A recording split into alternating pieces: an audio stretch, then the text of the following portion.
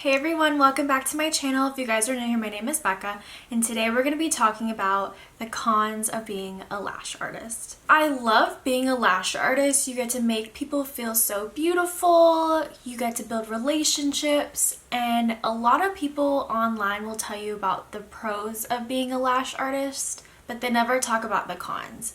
And there are a lot of things that I've learned over the years that really stuck out to me, and you should consider if you are thinking about becoming a lash artist. When you're taking classes for this, they're not going to tell you what the cons are. They're really going to push you towards being a lash artist. You know, they want to sell their courses, they want to get more people out there, but no one really talks about the cons, and unfortunately I had to learn these the hard way firsthand. And I am always advocating for becoming a lash artist, but you always want to make sure you keep these things in mind when you're deciding whether or not you should begin or not. I'm going to go over 5 different topics and kind of go into different parts of being a lash artist that are definitely cons and to be aware of before you start. Number 1 is that it takes a toll on your body. When you look at people doing lash extensions, they're hunched over you doing eyelashes for 2-3 hours, and it's a lot on your body. I went through various stages of how I set up my bed and how I set up just everything in general, like the equipment and everything.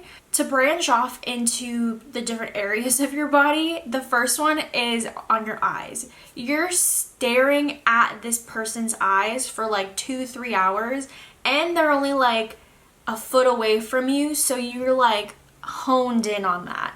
So a trick for that is that every 20 minutes you want to look up 20 feet away. So that's supposed to help to prevent the strain on your eyes. So you just want to make sure you're taking breaks, or a lot of people will do those magnifying glasses, whatever works for you, but just making sure you're taking care of your eyes, because that's, I feel like, the most important.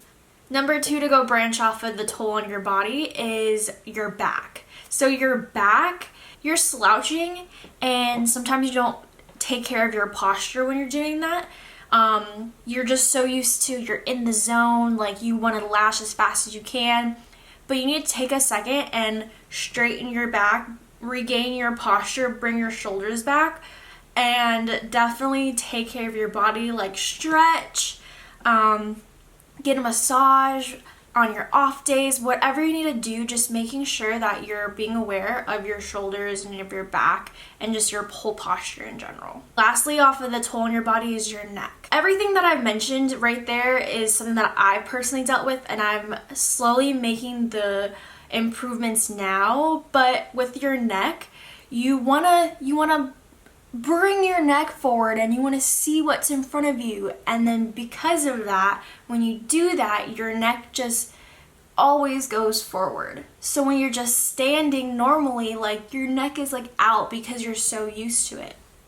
So I've had to learn to push my neck back, and I have a double chin, but you definitely want to make sure that everything is perfect with your body. You don't want to ruin your body in the process, and that's something that I definitely did. Something that I've done is definitely with the neck, kind of pushing it back, shoulders back. My chiropractor said you can hang like your head off the bed, so have your head hang off the bed and just kind of at the edge of the bed is where your shoulders are at, and then you kind of hang your head back to kind of be able to push it back. Definitely you can get one of those shoulder straps that pull your shoulders back. And then with the eyes, if you want to do those magnifying glasses, you totally can. But just making sure to take care of your body. You want to be able to do things when you're old, and if you're not taking care of your body, you're not going to have a good outlook on life later on. So taking care of your body now, getting those massages, those are definitely, love those massages. So taking care of yourself and investing in your own body. It's great when you have a whole bunch of clients and you're making all this money, but like if your body is aching in the process, I don't think it's worth it. So that's something to definitely make sure you're aware of. Another thing is it's very tedious. If you aren't the type of person that is very patient or can handle tedious work, I don't think this is for you. You definitely have to be very tedious because you're going back and forth on each eye like 100 times. I knew what I was getting into when I started, so that was something that I was okay with. And you have to be really detail oriented, you have to have good eye, and if that is something you're not really good at, I definitely would probably consider something else. Number 3, you're not going to be good right away. When I went into lash extensions, I was like, yeah, I can do this. Like, it looks so easy. And it's not easy at all. You're not going to be good at it right away, and that's okay. That's why you practice. That's why you have mannequin models. That's why you have human models. Like, you want to practice and perfect your art because these are people's eyes. Like, you want to be able, you're clean, you're precise, you have a good style going, and you want to make sure that you practice as much as you can. I look at sets from year 1 versus year 2, and even that, just a year difference, significantly changed. I always see like really good lash artists and they're like, oh, it's practice, practice, practice. And I was like, oh my gosh, I am practicing and it's not working. But please be patient. It's definitely worth the wait. And it's okay. When I first started, it took me 4 hours to do a set. 4 hours of doing that, no breaks, just 4 hours of lashing a full set. And now it takes about 2 hours. So it just depends on what you're doing, what your style is. I definitely would watch videos on YouTube to increase time. What you can do pomades to cut on time. You can do flat lashes to cut on time. Anything like that, you want to find the different styles, techniques, and all that to really work with you. But I wouldn't expect to be great right off the bat. You definitely can have a good eye, practice, but I would definitely take the time to practice. And if you're going to practice, I'd practice on humans, on people, because a mannequin is great. Like, very beginning mannequin is great, but when you're actually learning technique and style, I would do your like human lashes because everyone has lash layers, and so it'll be nice to learn how to work with the layers. Some people have really short lashes or long lashes, full, sparse. So I would make sure that you're definitely practicing. I would start out with models. You could do your first like 2 free because it's going to take you 4 hours to do. And then after that, you can start charging lower. I think I started with $40 for the first few people, and then I eventually gone up. Yeah, just practice. Just don't give up. If you're kind of at that point where like, I don't know if this is right for me, just keep practicing and you're definitely going to get to that point where you feel confident enough to start charging your worth. Number 4, I would not depend on family or friends to support your business. I went into this business with a full support system of family and friends, and maybe a handful of them actually supported my business by getting services. I was the one that was like, yeah, my friends and my family are gonna get this done. They're gonna love it. They're gonna, support my business. I'm gonna get all this money and whatever. And that's not the case at all. It is nice if you have family and friends that do like stuff like that, but a lot of them don't get those type of services on a normal basis, and they're not gonna start now with you. So I would not depend on family or friends to support your business. What I mean by that is I want to say 90% of the people that got eyelash extensions were people that found me. So they can find you on a whole bunch of different things. I can go over a video on how to find clients, but a lot of them are people that followed me from my previous job. They're people that they know me and they like my work were my clients. People that found me on social media through Instagram, on Facebook groups, things like that, and then word of mouth.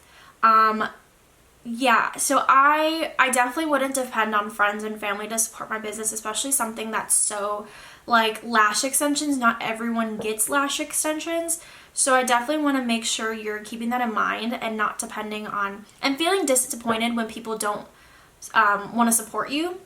It's always the people that are going to they actually like your work. They want to get it done. So having that, and then even if your friends or family don't support you in that way, they can go ahead and support you in other ways by sharing your work or telling people about it. If you have family or friends that come in contact with a whole bunch of people on a daily basis, have them carry your cards. Or like my boyfriend is very social. He's a social butterfly, and I'll give him business cards because he likes to just talk to random people, and he will give my card away. Or like he sees someone with lash extensions or with makeup and he asks them like, oh, do you get them done? Like he is that person. He is my hype man to the core. So definitely having the people that can't support you in a service way support you in a sharing referral way. So I definitely would keep that in mind when you're starting your business doing lash extensions, to not depend solely on your friends or your family. And my fifth and final con is trial and error. You will spend so much time and money figuring out what works for you. And definitely it is a trial and error over a course of months, years, whatever it is, but it definitely is a lot. So you want to make sure that you are researching and following people that really know their stuff or have experience, or not sponsored by posts. Some things that I have noticed are like suppliers, different lash styles, marketing methods, lash glues, retention, all of that is definitely trial and error. And that's why I started talking more about lash extensions and lashing, is because I definitely was one of those people that didn't know what was going on. I went to a lash course. I went to 2 lash courses. So the first one was my very first lash course. It was, I think, a 2 or 3 day course, and they went over basics. I learned from that. I did trial and error over the course of 2 years. So when I renewed my license, I took a lash refresher course. And even in that, like, there were a lot of things that I didn't learn that I learned solely from YouTube or other lash artists. Fortunately, they can't teach everything in a 2 or 3 day course when there's so many different styles, so many different reasons for retention, so many different reasons for everything, that you really want to know firsthand from people that are in the business. And like, yeah, obviously they're in the business, that's what I mean, but I'm talking about people that have tried it themselves and are not selling a course, they're not selling things to you, but people that are definitely just trying to help. As you're going through different lashes and with the different lash brands, a lot of them will have designated people for teaching, so you can listen to what they have to say, or following lash creators on YouTube, TikTok, everything, and you get their own perspective on things. And I definitely would talk to them, follow their content, or just trying things for yourself. You also have to make sure you're taking into account like your time and your money.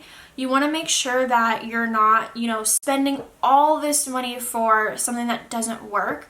Like for me, in my own personal stuff, I like Paris Lash Academy. I went through everything before I got to them, and I'm so glad that I found them, because they are consistently very good across the board when it comes to lashes, when it comes to liquids, when it comes to prep, like everything. I've been through Live Bay, Lashbox LA, Lost Artistry, and they just didn't work out for me in my particular situation. There's so many different brands out there and so many different things out there that I definitely would take into account and research more. I hope you guys enjoyed this video. I know it was a long one, but I appreciate you guys taking the time and watching all the way to the end. I want to post more lash content because it's something that I'm really passionate about, and I really like educating you guys. Especially when I was starting out, I really appreciated people that posted about lash content, because I felt like I learned more from YouTube than I did from my 2 lash courses. So I definitely would recommend leaving some comments down below of any questions you guys have or any video ideas that would be helpful for me to talk about. But I hope you guys enjoyed this video. Please like and subscribe, and I will see you guys in the next video. Bye!